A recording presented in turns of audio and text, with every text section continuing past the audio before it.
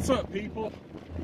Man, I freaking hate summer. I'm sorry, I hate it. Besides fishing, baseball, yeah, I like baseball. But besides that, it just sucks, dude. It's like people are, well, but you can go swimming in the summer. I can go swimming in the winter if it's an indoor pool, okay? I hate the heat. I know you guys are probably sick of hearing me gripe about the heat, and I'm sorry, but yeah, that's why I live in the northern part of the country. Yeah, my wife has asked me different times over the years about, you know, moving closer to her family or some of my family that's in different parts of the country. And I'm like, nah, I'm good. I like having 4 seasons. And I like not having heat advisories where the news at noon is not telling people to stay inside till at least 3 o'clock or you'll die, okay? Anyway, I'm sorry, I'll get off the heat. Oh my gosh, I hate the heat so much. Anyway, thanks to all the new subscribers out there. Appreciate you guys. Do the like, share, subscribe, comment thing. Yes, send the videos to your buddies and stuff. If y'all know how to do it on the Facebook, I don't know the Facebook. I'm not really into the old social media. I guess this is social media. I don't know. But anyway, I appreciate it, guys. Going along with our kind of the theme we've been doing for a couple days as far as budget prepping, affordable prepping. We've talked about food. We've talked about weapons, defensive weapons. Let's talk a little bit about gear today. I'm not really going to get into the knives too much because I've got a whole video planned on that. Different knives and why I choose different knives and blah, blah, blah. But as far as gear, I'm talking, you know, bug out bag, sleep system, things of that nature, okay? As far as the bags, the first bag I got that was dedicated to bug out, prepping, whatever you want to call it, was a medium-size Alice pack, a used Alice pack. I think I bought it for $25 and that came with the frame, and the thing did a great job. In fact, I still have it. It's not my current bag that I have, but I still have it. Held a lot of gear. You know, it wasn't the newer Molly. It was the old traditional, and I wish I knew what it was, but some of you military guys will know it's where it had little metal clips that you clip on stuff. But the bag did really well. Heavy duty. Yeah, walked through the woods, banging it off trees, through briars. Did a good job. Wasn't exactly what I was looking for. So I've upgraded since. And that's what I kind of recommend to everybody out there. Don't worry if you can't afford that $120 bag that you really want. Well, I'm just going to keep saving up until I get it. Until then, you know, it'll be okay, I'll get that bag. Well, what if something happens until you get that bag you like? Okay? So what I recommend is just get the things that you need and then upgrade those things. You can always use the more affordable items that you bought at the beginning, right? Yeah, if the only thing you have is a kid's backpack, then use it, guys, okay? If you're in an urban or suburban setting and you're walking around with a book bag, okay, backpack, you're not going to get a second glance from people. Now, if you're walking around with a big old tactical military looking rucksack, yeah, you're going to get some looks in it. So, no, there's some good bags out there. A couple months ago, I did a review on my EDC bag that I carry. It's a Roaring Fire pack that I got off of Amazon, and I'm still loving it. I use it literally every day. It stays with me wherever I am. But that's my work bag. That goes with me when I go to work. I use, zippers on it every day, taking on and off a few different times. It has not let, I keep doing that because it's sitting in the seat right beside me, so I apologize. Has not let me down. Like I said, with the Roaring Fire though, the only thing I didn't like was the spacing on the Molly, but it's not that big a deal. It's still very usable. But that's a 45-liter pack, and I got for 40 bucks, okay? And I like it a lot. So as far as bags, yeah, the old used military packs, the Alice packs, things like that, you can pick up pretty affordably. But if the only thing you can do is a kid's book bag, then that's what you got, guys. In fact, this time of year, we're the end of August, the stores are going to start clearancing all their school supplies. And if you keep an eye on it, all their book bags are going to be on sale really soon. And some of those kids' book bags, I say kids, you know, high school, college, you know, still use them. They're adult-sized packs. They don't have Little Mermaid or Hello Kitty on them. I mean, you can get that if you want. I mean, to each his own. But they're actually pretty decent packs. A lot of them even come with the hydration area now, where you can put your hydration pack. But if that's what you got, that's what you got. As far as footwear, what you got on your feet's what you got on your feet. If you guys have a long hump ahead of you as far as your bug out location, if you have a bug out location, I would invest in a decent pair of boots, okay? But a decent pair doesn't necessarily need to be expensive, right? I remember I had a pair of Timberlands one time. They were work boots, most comfortable boots I have ever bought. And I remember the next pair of boots I had, what were they? Oh, I wish I could remember. I'm sorry. They were some, you know, name brand in like work boots and stuff. It was either, what was it? Man, that's going to drive me crazy. I'm sorry, guys. But I believe I spent more on those, and they killed my feet. As far as what I use, I've got a pair of boots that I got off of Sportsman's Guide.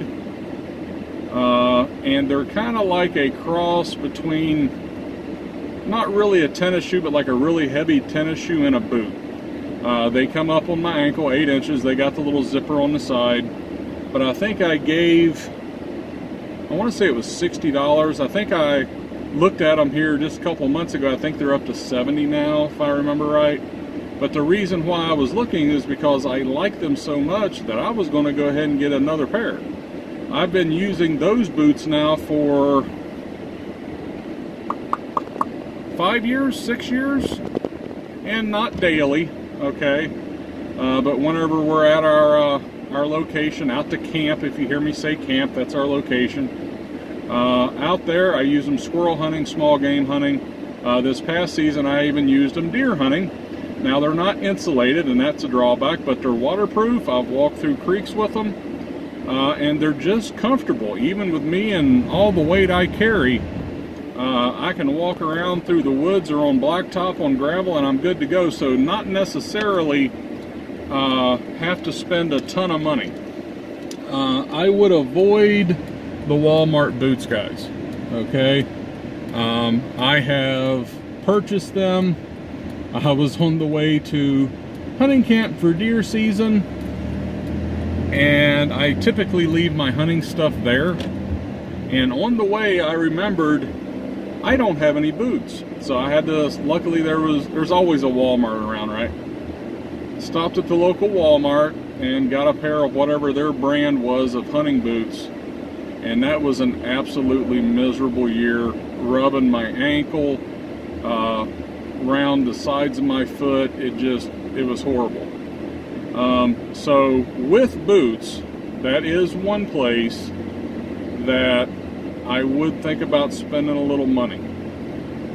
If you've got a long hike, you might seriously want to think about just tennis shoes for your budget, for your starting out, okay? Now that depends. Are you talking about Colorado in the wintertime? No, tennis shoes aren't going to do well. Are you talking about Washington during the rainy season? I mean, I think they stay in a rainy season. Maybe tennis shoes might not be the best. But if you're in, you know, summertime, late spring, early fall, majority of the country, to where you're not worried about your feet freezing off and you've got a lot of road walking to do, yeah, tennis shoes, that's, you know, you look at runner's shoes, walker shoes, yeah, that you're looking to put miles down, right? They're made for that. All right, gloves is another area that you kind of get what you pay for, guys. We've all done the jersey gloves for either just hunting or just general use. Yeah, they're 99 cents a pair, and there's a reason for that. I actually have quite a few pair of the old Harbor Freight specials, and for splitting wood, stacking wood, working on vehicles, stuff like that, all right. But if you're looking for a glove that's going to last you, I mean, you got to take care. You can't abuse them.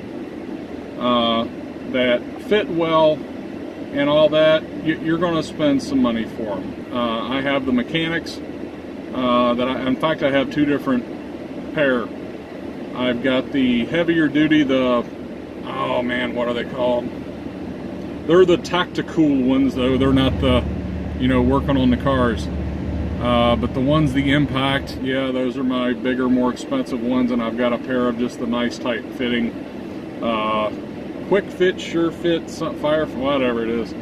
But I do like the Mechanics gloves. In fact, I bought them for my kids, my rest of my family. I found a deal on them. I bought them all gloves, and they love them.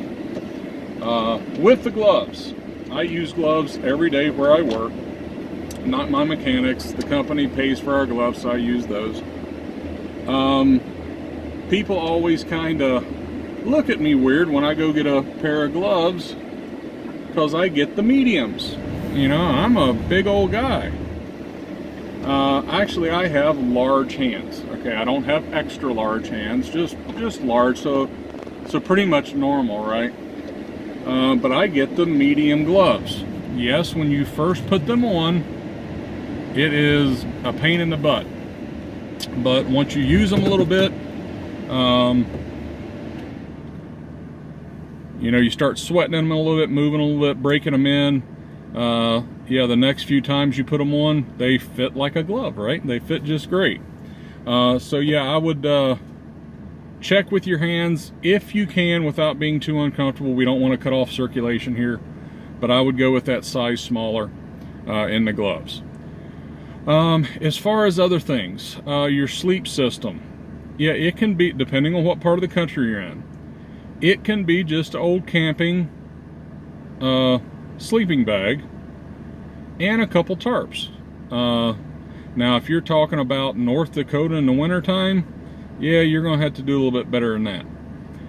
But as far as just a general sleep system, something 3 seasons, yeah, just a 50-degree bag and a couple tarps, and you know, you're gonna have your clothes on, so that should be okay. Just because it says 50 doesn't mean comfy, guys. Any of you guys that have ever used the sleeping bags outdoors know that. But typically garage sale, it's still summertime, or still garage sales. People are having them even though the coronavirus. You can pick up things like that. I remember I picked up sleeping bags, I think $5 a piece or something like that. I bought all the ones they had. But just a sleeping bag and a couple tarps and you're good to go. Doesn't have to be the expensive tarps. I do recommend camo though, so spend the extra $2 and get the camo. Yeah, those tarps are noisy. They're not going to hold up under a lot of use, but you're just starting out here, right?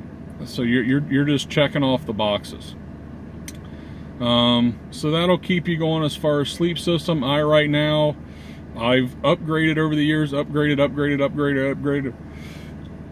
I've got a pretty decent hammock right now, and I'm not going to say too much about it because I'm planning on doing a review on it. Hammock that has the mosquito netting built in, and I've got a hiker's tarp, a whatever, you know, the thinner tarps, lighter weight tarps to go over that as a rain fly, and that does pretty well. Okay, now for those of you that haven't done hammock camping, sleeping, whatever, spending the night in the woods in a hammock, even in the summertime, my opinion, you're still wanting something between you and the hammock. I mean, it's ultra thin, right? You're not going to get any thermal insulation. If the temperature happens to drop at night down into the upper 50s and you get that breeze underneath you, you're going to be frozen. So along with my hammock and my tarp, I also just keep a 80% wool blanket. I got it 10 bucks. I think it was Harbor Freight again. Lay on that. That's not really to wrap up in so much, but it's something to lay on to help you with it. Now when it comes to winter, yeah, I'll be busting out the old my heavy duty sleeping bag, and I've got a heavy duty sleeping bag. Even though I'm in that hammock, yeah, it's going to be going in there too. So we've covered sleep systems, packs, what other thing? Oh, organizing your gear in your pack real quick, and I'm going to let you guys go. We're already at 17 minutes here. If you guys watched my bug out bag food for a week, if you remember, I had powdered milk that I carry with me. Okay, I was using it as a creamer, I was using it as milk for the mac and cheese, blah, blah, blah, whatever. And it was some calories. But I was storing it in a sports bottle, okay? People throw away daily very good heavy containers, okay? Yeah, your sports drinks, mayonnaise jars. In fact, I just finished the instant coffee, and I'm gonna see if I can't find a use for that jar. They're pretty, yeah, watertight. They're already food grade, and it's something that you can really use that's free to organize some gear. Now, don't put lighters and, you know, hard things in this container, and while you're walking it's right. I mean, you gotta think a little bit. But what I used to do is I had a, I think it was a peanut butter jar I used to use, and that's where I kept my jersey gloves, just for that little extra added layer, and a couple toboggan caps, beanies, some areas of the country call them. Where I'm from, we call them toboggans, knit caps, okay? But it keeps them dry, and it keeps them out of the way, it keeps them organized. But you can use that for a different thing.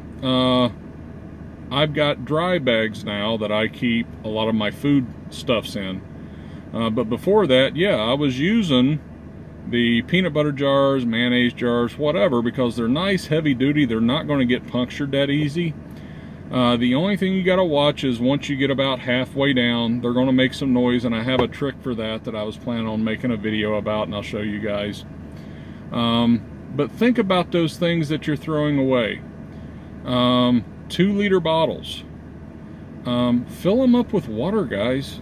Just, you know, go to your sink, fill them up. There you go. You got food, you got water storage. Ah, it's not that hard. I wouldn't use your milk jugs though. Milk jugs, they're thinner, and they're actually They are plastic, they are food grade, but they're not really made for long term. I mean, you think milk, when you buy it at the store, you're supposed to use it, what, within 2 weeks or something like that?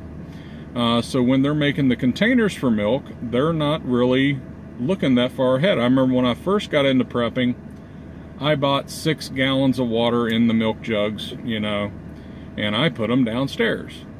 Well, a couple years later, I'm down there looking for something, and I didn't even realize it, but a couple of them had just busted. It didn't freeze down there or anything else. The kids, of course, have no idea what happened, but they had busted somehow. But yeah, the 2-liter bottles, pretty heavy duty, good to store the water in. What else? I know I'm going to think of stuff after I get off here with you guys, but I think that pretty much covers it. Is go ahead and get the stuff you need. Okay, here's the motto, right? Motto? Moral of the story. Moral? Yeah. You know, small word group thingy.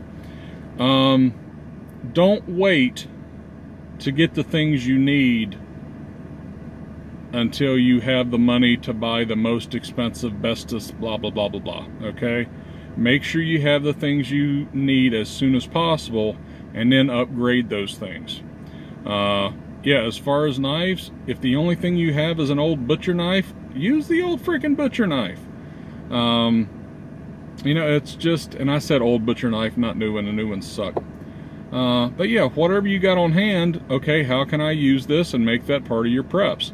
And then as you're going through your stuff, it's like, okay, I need to upgrade this, and then prioritize it. What's priority 1, 2, 3, and do that. Speaking of the, I'm going to make a separate knife video, but as far as budget, affordable items, the little Mora knives, guys, you can't really beat them. I mean, they're great little knives. You can pick them up for like 15 bucks. They come with a pretty heavy-duty sheath. They're not full tang, so you gotta watch about batoning and stuff. I'm not a big one into batoning anyway. I don't like the whack, whack, whack. I'm big time on noise discipline.